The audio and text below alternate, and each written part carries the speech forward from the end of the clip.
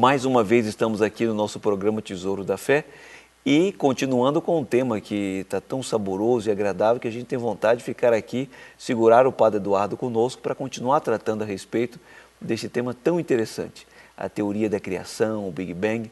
E no programa passado ele nos falava a respeito da uma confusão terminológica que pode acontecer e em prejuízo de conhecer exatamente como as coisas são. Ele dizia do nada, podemos falar também da palavra criar. Eu posso dizer que criei uma música, eu não, porque eu não sou músico, mas eu, se fosse músico, eu diria, eu criei uma música. Mas na realidade eu não criei, no sentido filosófico, eu tomei notas pré-existentes que já existiam, ou certas melodias que já conhecidas, e aí compus algo de novo. Dei um caráter novo àquilo que fiz, mas com matéria que já existia. Como alguém que é um especialista em receitas culinárias e criou uma receita. Ele tomou elementos que já existiam e fez uma receita nova. Isso é o criar humano, uma linguagem corrente. Agora, o criar propriamente em linguagem filosófica é tirar do nada e trazer ao ser. E isso só Deus é capaz de fazer.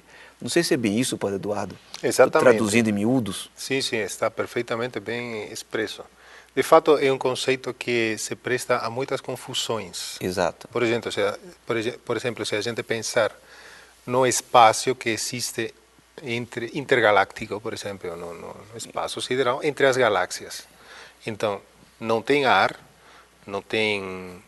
provavelmente não tem nem poeira, não tem luz, não tem nenhuma das coisas que a gente poderia considerar algo. Exato. Não tem nada. O nada entre aí aspas. Sim. Mas acontece que esse nada existe. Claro. Então, esse nada é um não é o nada filosófico. O nada ao qual a gente se refere quando fala da criação do nada. Exato. Criação do nada quer dizer que antes não existia e passou a existir. E só Deus existe eternamente. Exatamente. Deus obra de chama à existência aquilo que não existia. Claro, isso só Deus pode fazer. Agora, muitas vezes acontece que as pessoas, até cientistas de boa reputação, eles confundem e acham que podem considerar o nada científico, físico, com nada filosófico. Claríssimo. Então eles dizem, pronto, aqui está. Eu vi que um experimento, eu vi que saiu do nada, entre aspas, Sim. Saiu alguma coisa. Só que não é do nada. Pronto, essa é a prova de que não precisa Deus para criar o mundo, porque o mundo pode aparecer do nada, espontaneamente. O Big Bang é uma grande explosão que surgiu do nada, exatamente, nesse sentido. Exatamente. Claríssimo.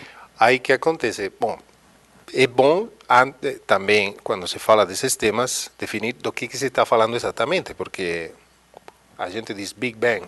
Big Bang tem muitas teorias. O que quer dizer essa palavra, Big Bang, propriamente? Big Bang se refere propriamente a uma explosão. Uma grande explosão. Uma grande explosão que teria acontecido no início do mundo e que teria feito que tudo se expandisse.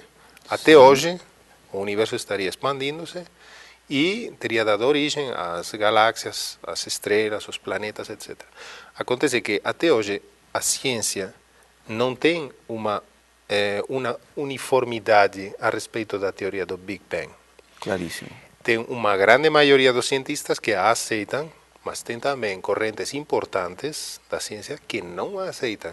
Não há unanimidade a respeito do assunto? Absolutamente não. Muito interessante. Passou para a história o tempo em que a ciência era monolítica. É um detalhe interessante. Então, por exemplo, tem uma corrente forte que nega que o universo esteja em expansão, que nega que exista matéria escura, é uma das grandes hipóteses do Big Bang, que nega que o Big Bang explique satisfatoriamente a formação das galáxias, das estrelas, dos planetas, etc., que nega que o Big Bang explique a radiação de fundo de micro-ondas que existe no universo, é uma coisa que existe realmente. Portanto, não tem uniformidade. É uma teoria, portanto, não se pode tomar isso como um dogma. Exatamente. Nem de fé e muito menos científico, pelo que você está me explicando aqui, Exatamente. Porque não há unanimidade. E o problema é que, às vezes, os próprios cientistas e, sobretudo, os divulgadores de ciência, que não são cientistas, a maior parte das vezes, pretendem dar valor dogmático a asserções que de si mesma, pelo fato de serem científicas, não podem ser dogmáticas, Claro. mas sempre têm que estar disponíveis a mudar e adaptar-se. A aparecer um outro cientista que diga, não é bem assim, eu Exatamente. descobri, etc.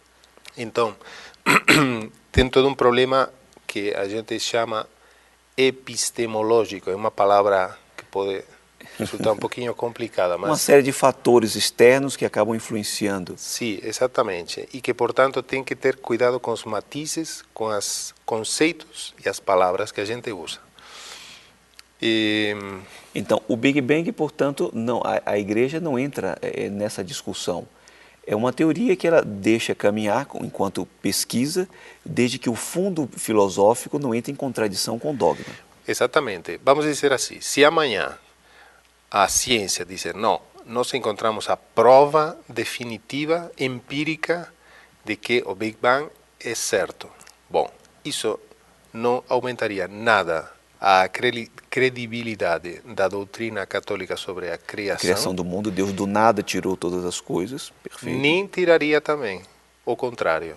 Se disser, não, toda a questão do Big Bang, nós erramos, não tem nada de certo, também isso não tiraria nada à doutrina teológica sobre a criação. Então, a base de raciocínio, de fé, e que deve partir todo cristão, como você aqui, o Marcos, o William, que me pergunta, é ter claro que é Deus quem cria. Do nada tirou todas as coisas.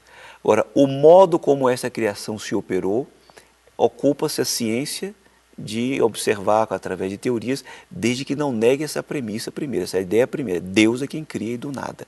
O nada nesse sentido filosófico, não no sentido corrente ou que às vezes a ciência quer nos dar. Tanto é assim que a própria teoria do Big Bang chega até um tempo que eles chamam de tempo de Planck, que é uma fração de segundo extremamente pequena. Eles dizem, para trás desse tempo aí, a ciência não sabe o que aconteceu. Mas acontece que, se a gente admitir, tá bom, admitamos que a ciência possa chegar até tempo igual a zero. Sim. Aí não tem como ir para trás ainda, porque o que a ciência pode dizer do que aconteceu antes? Antes, não é possível. Não pode dizer, porque escapa do alcance da ciência. Claro, claro. Ainda que chegasse a conhecer. Agora, nesse sentido, eu sei que não vai dar tempo para tratar neste programa. O nosso tempo aqui está sendo reduzido ao nada aqui, porque está tão interessante que fica difícil. Para Eduardo, vamos combinar com a equipe aqui da TV Arauto para você ficar um pouco mais de tempo conosco aqui. E tem aqui uma... O Marcos, ele também pergunta a respeito do seguinte, a teoria da evolução por meio da seleção natural. Só dá uma pincelada em 1 minuto, porque é o tempo que nós temos, e aí continuamos no programa que vem. O que seria essa seleção natural? Então, a gente tem que saber distinguir entre o que é o darwinismo científico, Sim. que é o que Darwin realmente postulou, e o darwinismo filosófico, que foi uma consequência que foi tirada depois de Darwin, com umas pretensões que não tinha Darwin. Olha que interessante.